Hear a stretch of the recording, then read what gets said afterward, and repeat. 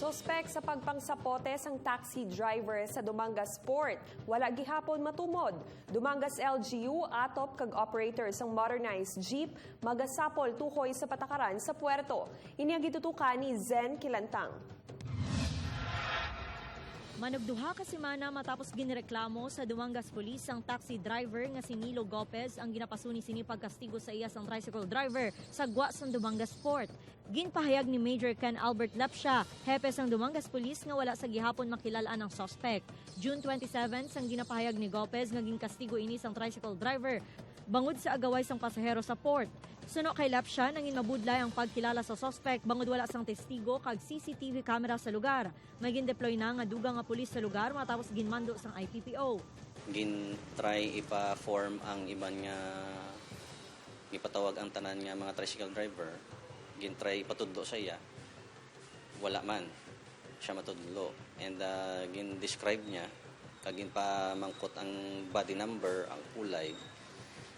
He could only describe so much away from the specifics so that very determined bala ang PNP kung sino gid man to ang tao.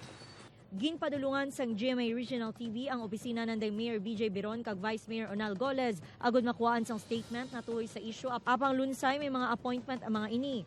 Apang natala nga magsapol sa Miyerkules ang Dumangas LGU Association of Taxi Operators in Panay o KONATOP kag tagdumalahan sa modernized jeep agud maplastar sa maayo ang sistema sa pagkuha sa mga pasahero sa pantalan.